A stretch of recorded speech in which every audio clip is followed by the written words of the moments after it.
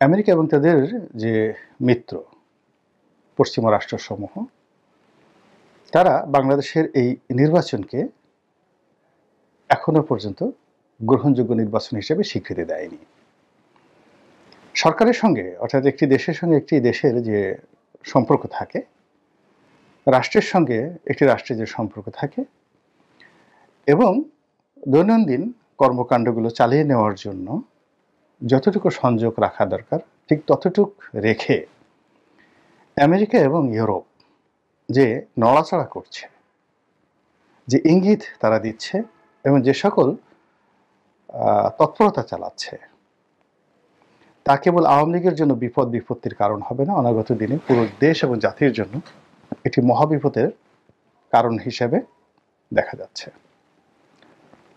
তো আমেরিকা আসলে একটা দেশ, এমন একটা দেশ তাদের শক্তিমত্তা এবং এই দেশটি স্বাধীনতা লাভের পর থেকে গ্লোবাল সুপার পাওয়ারে এমন একটা অবস্থান তৈরি করে ফেলেছে, এটি মানব জাতির ইতিহাসে অন্য কোনো জাতি গোষ্ঠীর ক্ষেত্রে ঘটেনি। হাজার বছরের ইতিহাসে যদি আপনি ধরেন, বহু পরাশক্তি এসছে। একসময় বিশেষ একেবারে প্রথম পরাশক্তি হিসেবে পারস্য আসলো, কিন্তু তাদেরকে অনেক নাস্তানাবুদ হতে হয়েছে। সেই সাইরাস দ্য গ্রেট বলেন কিংবা জার্কশেস বলেন কিংবা দারায়ুজ বলেন, পারস্য যে প্রাচীন দুনিয়াতে মানে মিশরের ফেরাউনদের জমানার আগে, কিংবা যাকে বলা হয় পৃথিবীর একেবারে প্রথম সম্রাট যার নাম সারগন, ব্যাবিলনীয় সভ্যতা এবং আশিরীয় সভ্যতার যুগে তিনি যে প্রথম ডাইনেস্টি তৈরি করে ফেলেছিলেন, তাকেও কিন্তু এবং তার পরবর্তী প্রজন্মকে বহুত দুর্ভোগ এবং দশার মধ্যে পড়তে হয়েছিল। চীনেও একটা ডাইনেস্টি তৈরি হয়েছিল, শি হুয়ানটি, প্রথম চীনের সম্রাট। তো তিনিও তারপরে আর সেই সাম্রাজ্য টিকেনি।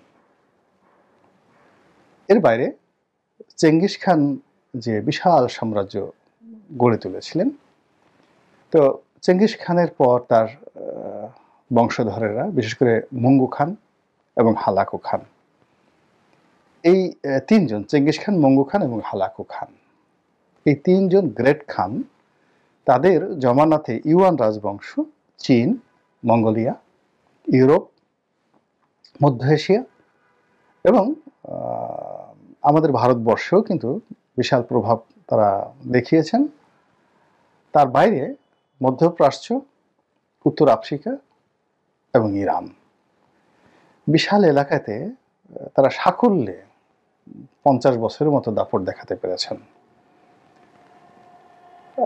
বাতুখা, জোসিখা, বাতুখা ইউরোপে তিনি অভিযান পরিচালনা করেছিলেন, তারপরে হালাকু খান, এরপরে মধ্য এশিয়াতে যারা করেছেন, সব মিলিয়ে তারা 50 বছর দাপট দেখাতে পেরেছিলেন। এরপর তাদের সেই দাপট কিন্তু থাকেনি এবং ধীরে ধীরে ধীরে ধীরে তারা যে বেইজিংয়ের সাম্রাজ্য প্রতিষ্ঠা করেছিলেন, ইউয়ান ডাইনেস্টি, এই ইউয়ান ডাইনেস্টিটা শেষ হয়ে যায়। আর মধ্যপ্রাচ্যে যে বিশাল সাম্রাজ্য ইরানে গড়ে তুলেছেন হালাকু খান, সেটিও বেশি দিন টিকে না। পরবর্তীতে সেটি অন্য একটি সাম্রাজ্যের রূপ নেয় এবং তারা সবাই মুসলিম হয়ে যায়।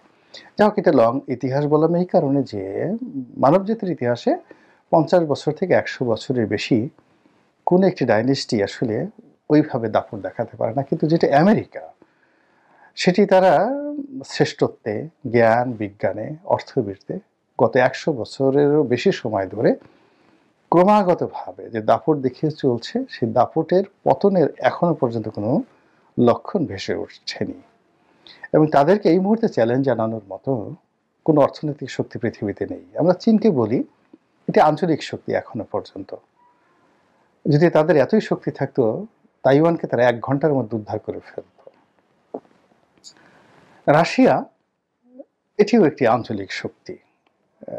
সোভিয়েত ইউনিয়ন যেভাবে একটি গ্লোবাল শক্তি হিসেবে পুরো পূর্ব ইউরোপকে তারা কবজা করেছে এবং তাদের যে সোশ্যালিজম, সেই সোশ্যালিজমকে সারা দুনিয়াতে তারা ব্র্যান্ডিং করে অনেকগুলো রাষ্ট্র তারা নিয়ন্ত্রণ করতো। সেই জিনিসটি এখন রাশিয়া পারছে না। তারা নিজেদের দেশেই যে সমস্যা সেগুলো তারা দূর করতে পারছে না। ফলে একজন স্বৈরশাসক হিসেবে মিস্টার পুতিন কিংবা একজন স্বৈরশাসক হিসেবে মিস্টার কিম উত্তর কোরিয়ার, তাদের এই দুজনের মধ্যে নিজের ভূখণ্ডের বাইরে ওইরকম গুরুত্ব আছে বলে আমার কাছে মনে হয় না। কিন্তু আমেরিকা তাদের যে গুরুত্ব, সেখানে নিজের ভূখণ্ডে তারা একেবারে সাধারণ। আপনি যদি জো বাইডেন এর কথা চিন্তা করেন, ডোনাল্ড ট্রাম্পের কথা চিন্তা করেন, বারাক ওবামার কথা চিন্তা করেন, আর আমেরিকার একজন রাস্তা ঝাড়ু দেয়, এই দুজনের মধ্যে কোনো পার্থক্য আপনি দেখতে পারবেন না আইন আদালতে, রাষ্ট্রীয় সুযোগ সুবিধা এবং নাগরিক সুযোগ সুবিধায়। এবং এটাই হলো একজন শক্তিশালী মানুষের, একটি শক্তিশালী সমাজের, শক্তিশালী পরিবারের এবং শক্তিশালী রাষ্ট্রের প্রথম পরিচয়। তারা নিজেদের মধ্যে নিজেদের স্থানে খুবই লয়াল থাকে, খুবই শান্তশিষ্ট থাকে এবং খুবই অ্যাডোরেবল থাকে, আদরণীয় থাকে। আপনি সিংহর যে ওয়াইফ বা সিংহ এবং সিংহের যে বাচ্চা, তাদের মধ্যে প্রেমময়তা দেখলে আপনি অবাক হয়ে যাবেন, কিন্তু তারা দুধর্ষ তাদের প্রতিপক্ষের নিকট। আর যে সমস্ত অসভ্য প্রাণী, অসভ্য মানুষ দুনিয়ার কোথাও পারে না, তারা এসে সমস্ত মাতব্বরি দেখায় নিজের বউয়ের সাথে, নিজের স্ত্রীর সঙ্গে এবং নিজের দুর্বল প্রতিপক্ষের সঙ্গে। তো এরকম কিং বা পুতিন তারা সবসময় প্রতিপক্ষের জন্য জম।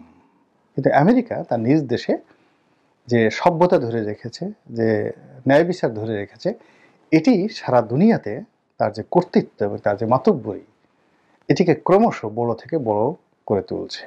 এবং এই কারণেই তাদের যে সুপার পাওয়ার, সেই সুপার পাওয়ারের যে কর্তৃত্ব, এটিকে চ্যালেঞ্জ জানানোর মতো কোনো সভ্য সমাজ, সভ্য রাষ্ট্র এখনও তৈরি হয়নি।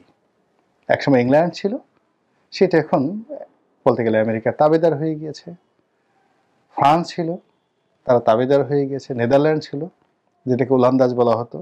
অর্থাৎ মধ্যযুগের পরে, যেটাকে ভিক্টোরিয়ান এজ বলা হয়, সেখানে অনেকগুলো শক্তি, সেখানে পর্তুগিজরা ছিল, মানে পর্তুগাল, আজকের পর্তুগাল ছিল, ইটালি ছিল, ফ্রান্স ছিল, তারপর নেদারল্যান্ড ছিল, আর ইংল্যান্ড ছিল। এই দেশগুলো, এমনকি বেলজিয়াম, তারাও কিন্তু সাম্রাজ্যবাদী শক্তি হিসেবে সারা দুনিয়াতে দাপট দেখিয়েছে। কিন্তু তারা কেউ টিকেনি যেভাবে টিকে আছে এখন আমেরিকা। তো সেই আমেরিকা বাংলাদেশের বিরুদ্ধে এটা করবে, ওটা করবে, এরকম গত হম্বিতম্বি 1-1.5 বছর যাবৎ তারা দেখায় আসছিল। এবং সেই হম্বিতম্বির পরে যখন একটা দামি মাকড়ার একটা নির্বাচন হয়ে গেল, আমেরিকা খামোশ হয়ে গেল যেদিন নির্বাচনের তফসিল ঘোষণা করা হলো। এবং যারা নির্বাচনের সুবিধাভোগী, তাদের বক্তব্য হলো যে আমেরিকা আর কিছু করতে পারবে না, তারা আওয়ামী লীগের সঙ্গে সমঝোতা করবে, তলে তলে সমঝোতা করেছে এবং কিছু ব্যবসা বাণিজ্য দিলে, স্যান্ডউইচ খাওয়ালে, 1 বোতল হুইস্কি দিলে তারা খুব খুশি হয়ে যাবে। এবং গোপনে যদি রাশিয়ার যে পুতিন যে মদ খান, ভোদকা, সেটি যদি 2-4 বোতল যদি পিটার ডি হাসের কাছে পাঠিয়ে দেওয়া হয়, তাহলে পিটার ডি হাস আর লাফালাফি করবেন না। এরকম যারা সরল অঙ্ক কষে মনের আনন্দে বগল বাজাচ্ছিলেন, ডুগডুগি বাজাচ্ছিলেন, তাদের সেই ডুগডুগি এখন আজকের এই দিনে আমি যে ভিডিওটা করছি, কি অবস্থায় পৌঁছেছে, একমাত্র যারা রাষ্ট্রযন্ত্রের সাথে খুব গুরুত্বপূর্ণ জায়গাতে আছেন, অর্থ বিভাগে আছেন, ব্যাংকিং সেক্টরে আছেন, পররাষ্ট্র মন্ত্রণালয়ে আছেন, প্রতিরক্ষা মন্ত্রণালয়ে আছেন, বিচার অঙ্গনে আছেন, তারা খুব ভালো করে জানেন যে কি পরিমাণ প্রেশার এবং চাপ ধেয়ে আসছে বাংলাদেশের দিকে। এবং যখন কোনো কালবৈশাখী হয়, কোনো ঝড় হয়, ঝঞ্ঝা হয়, তখন আকাশ দেখে বোঝা যায়। তদ্রূপ বাংলাদেশের এই যে যারা বিবেকবান লোক, যদি একটু আকাশের দিকে তাকান, রাজনীতির আকাশের দিকে তাকান, অর্থনীতির আকাশের দিকে তাকান, সংস্কৃতির আকাশের দিকে তাকান, ধর্ম, কর্ম, নীতি, নৈতিকতার যে আকাশ রয়েছে সেখানে তাকান, সব জায়গায় দেখবেন যে কালো মেঘ বাসা বেঁধেছে, এবং এমনভাবে বাসা বেঁধেছে যেটি গত 100 বছরে এই বাংলার ইতিহাসে কখনো ঘটেনি।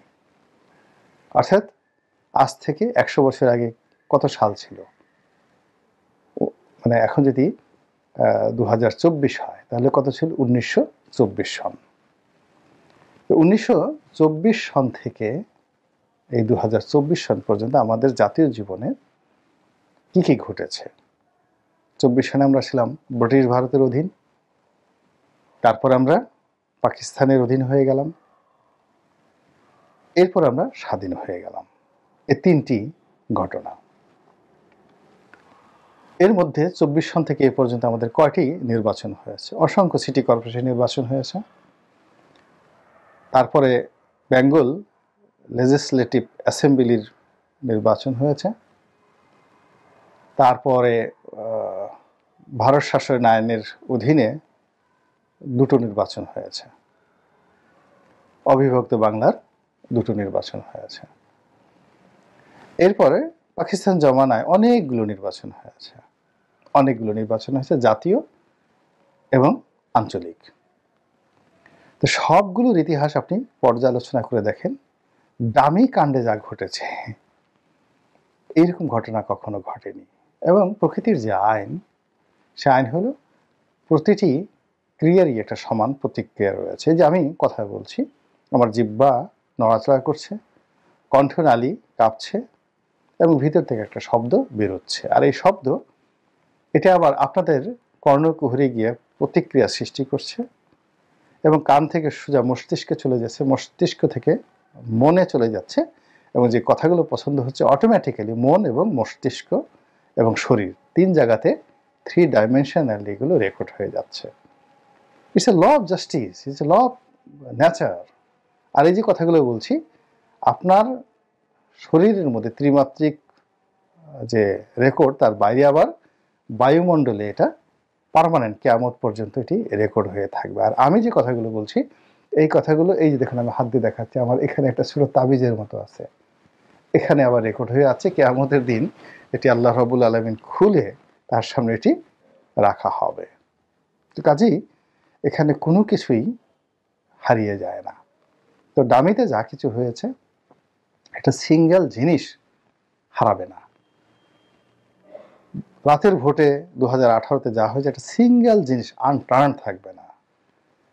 ইটের পরিবর্তে পাটকেল, এটা অনিবার্য।